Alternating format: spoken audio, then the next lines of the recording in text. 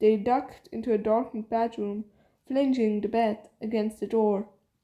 Flynn went to a nearby window and moved a chest of drawers in front of it, just as the glass panes began to rattle and shake from many hoofs slamming against it.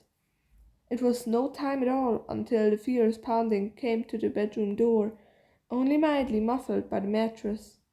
The door shattered, sending the mattress flying against the far wall, nearly taking Flam's head with it. The gooey monstrosities flooded the narrow hallway, screaming against each other to try and get through the door to the bedroom where the brothers stood, waiting. At last they were right where they wanted them. The brothers locked eyes, grinned, and as one gave a nod, the magic of their horns flared as a sudden creaking and clanking shook the night. The backside of the house exploded as the super-speedy Cider Squeezy 6000 roared and foddered through the wall, and the candy ponies with an awesome crash and steam-fueled shock. The old-fashioned looking mass of machinery animated by Flim and Flam's magic was in fact a state-of-the-art mechanism of the brothers' own design. It was intended to make quick work of any orchard for the mass production of sweet, delicious cider, but now its operations bent to another use. Its pilot plough shredded through the house as easily as the monstrosities that got into its path. Once it was free from the wreckage of the building, an overhead vacuum began darting back and forth, sucking up monsters one by one into the waiting cider press. Barrels of crushed and liquefied candy began to launch one by one out of the other end of the machine, stacking in neat piles before the SSCS-6K returned to sweep up or smash through more candy ponies. That's one thing I never could stand about this part of Equestria, brother. All the darned monsters, said Flam nonchalantly as the machine continued to wreak havoc on the hordes of undead, the farmhouse crumbling into a kindling behind the pair as they nonchalantly exited what was left of the bedroom through the giant hole in the wall. Indeed, I quite agree, brother. Dragons, manticores, cockatrices, and now these candy-coated ghouls? The state of this part of the country is just deplorable. Clearly those old mares in Canterlot haven't got the first clue how to quietly run a country. Why, it's just like mothers used to say, ah! Flim's words twist into a scream as sharp peppermint hooks dug into his side, and the candied filly from before buried its fangs into his back, ripping out a chunk of bloody flesh. Flim bolted, bucking and stomping, trying to shake the tiny monstrosity off. The monster's hooks weren't deep, and it only dragged them deeper as its prey panicked. The filly swallowed the dunk of flesh it had in its mouth and buried its face in the ragged wound it had opened, hungrily gulping down mouthfuls of gore with every sign of delight. Hold still, brother, I'll take care of this. Bring their contraption around as quickly as he could. Flame directed the intake hose to where the tiny peppermint monster clung with such ferocity. It held tight, unwilling to let go of its prize, even as its curly mane and tail were pulled free by a powerful suction. Sweat beading its brow, Flame increased the power, determined to free his brother no matter the cost. In his horror, that was all it took for the machine to inhale the monster, his brother in tow, into its screaming bowels. No! Flame shouted in dismay, trying to cut the power, but it was already too late. Blood suddenly flooded the sticky tubes that jutted out here and there along the machine. A sickening, meaty smell overwhelmed the stench of candy as the sounds of popping bones clinched the grinding gears. At last, a final barrel was sent flying out back of the SSCS-6K as the power finally wound down and locomotive came to a halt. Flem rushed over to the barrel, its contents sloshing ominously as he quickly pried off the lid. What he saw when he looked inside made him gag, bringing tears into the unicorn's eyes as he heaved into the dirt. "Oh, oh, little brother, what have I done?" he shouted, aghast. He tried to wipe the sickness from his mustache, tears steadily streaming from his eyes. Almost as an afterthought, he whispered, "What will mother say?" Anything else Flem might have said about his brother's unfortunate passing was suddenly silenced as something thick and dark wrapped around his throat. All over his body, tendrils of red liquor embraced him. He tried to squirm free, but the candy grip only tightened, turning his face blue as all the air was wrung from his lungs. As his eyes bulged, he tried to get a look at what had caught him. Unsurprisingly, it was another candy pony, but this one seemed much larger than the others. Also, unlike them, instead of being made from only one confection, it seemed to be made up of many. A ritual's chaos of kaleidoscopic colors gleamed with sugar-coated sparkles in only the vaguest shape of a pony. The tendrils, her liquid, while his hair lifted him from the ground and drew his eyes level with wide candy corn smile. "Don't worry, brother," said the candy mare in Flim's voice. "We'll be together again soon." As he gasped, on the verge of blacking out already, the surgery monster lifted him high and slammed him down into the barrel that contained Flim's liquefied remains. Before he could react, the lid slammed home, plunging him into darkness. His lungs burned for a breath of fresh air, and to his horror he could feel his mouth reflexively opening as his nostril flaring to accompany the dirge.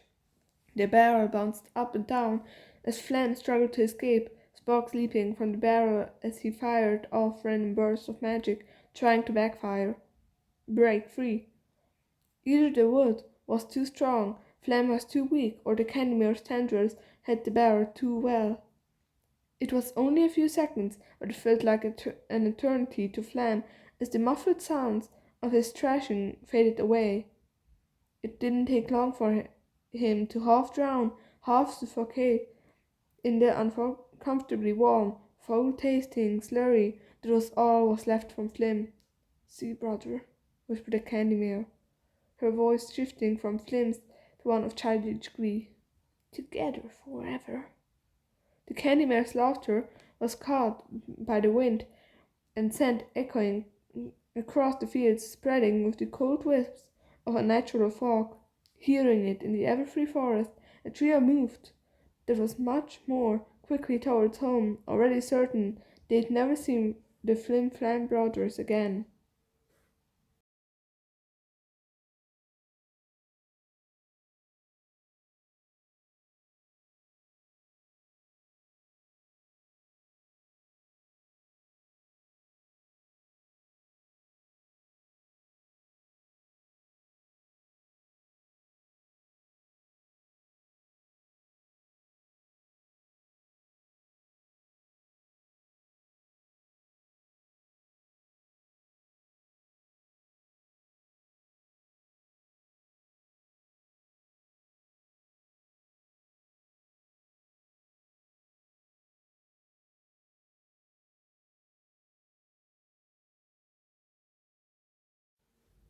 Morning dawned without much fanfare. As the sunlight crept slowly through the tower's bedroom window, the tentative rays brushed against Rainbow Dash's closed eyelids. Pillows and blankets were mounted on top of and around her in the remains of a fort, which shifted in slow collapse as she woke to the new day. To Dash's surprise, after staying up chatting with Celestia, she had apparently drifted off into dreamless sleep. Though she had only been out of it for a few hours, it was the best rest she'd had in months. She felt a bit of her old spirit flood her soul with each lungful of fresh morning air. Rising from the pile of pillows she had been in her bed. She glanced out of the palace window at the gleaming dawn. The dew glistened on the well manicured grass below. Only a few fluffy clouds marred an otherwise brilliant blue sky. It would have been a perfect morning, if it wasn't for shining armor and a small regiment milling around the inner ward and Trixie tapping her hoof impatiently beside them. It seemed that Celestia had a dash sleep in as she had gone about rising the sun, which meant for the first time in a long time Rainbow Dash was late. It was kinda an odd sensation. For a moment she considered just wallowing in it for a while and letting Trixie fume. She would have to, but she remembered Celestia's words last night in Twilight's old tower, and all the stories they'd shared over the long evening they'd spent together. If Celestia really thought something terrible was about to happen, then she'd already held him up long enough. Even if Trixie's tapping hoof made her want to roll over and go back to bed, the urgency couldn't be denied.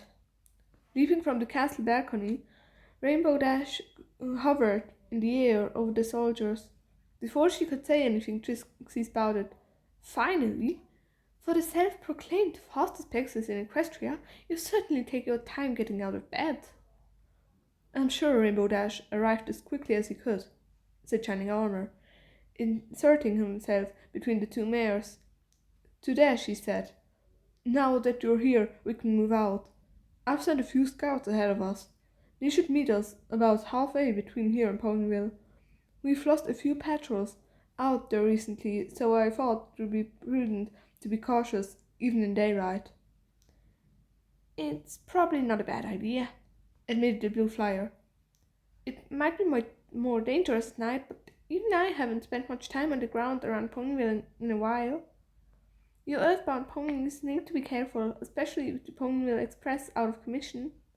The broken down engine had been scrapped not long ago, though the burned out train cars still stood on the tracks next to the gutted train station in Ponyville. Oh, please, with Trixie's skills and those of Captain of the Royal Guard, what exactly do we have to be afraid of what you don't, Featherbrain? Trixie thinks if we're going, then we should go." She turned with a twirl of her cloak and set out through the palace gates. "We're wasting daylight." As much as Rainbow Dash wanted to say otherwise, there really wasn't anything to do but follow the flamboyant unicorn. What land that had been spared from Ponyville's burning seemed bleached and wilted. It was dead, quiet in the fields around the burnt ruins.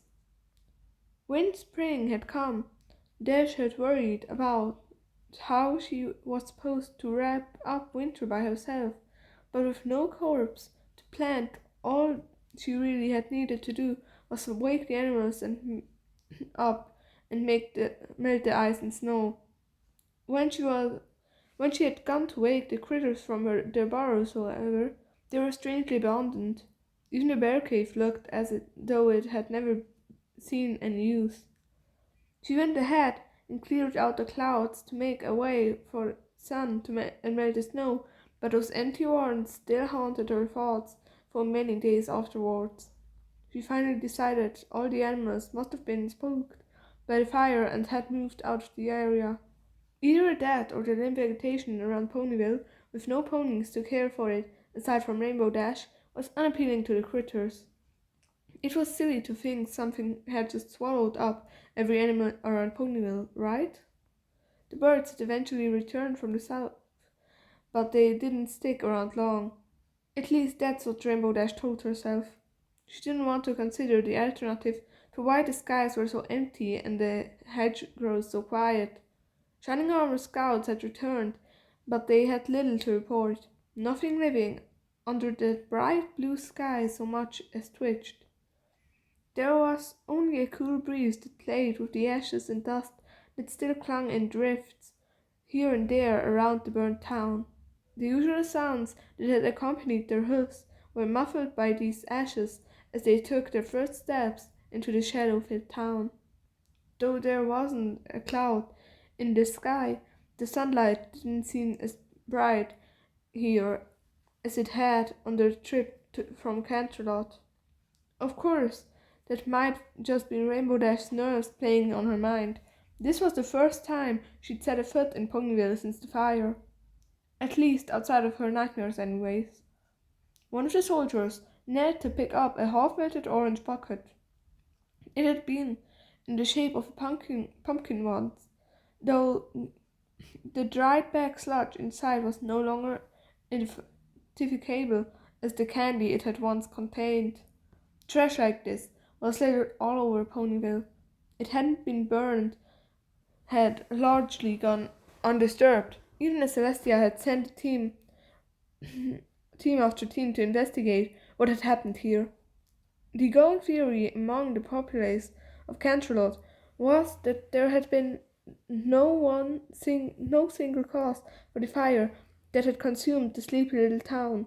The best explanation that anybody could come up with was some kind of mass hysteria and gripped the populace and caused them to panic, leading some fires to be caused accidentally and others to be very much on purpose.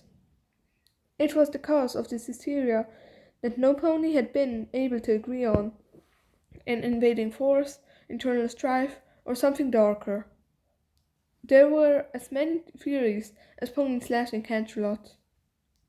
Being here, among the charred edifices that had haunted her dreams, Rainbow Dash felt sadness enveloping her heart.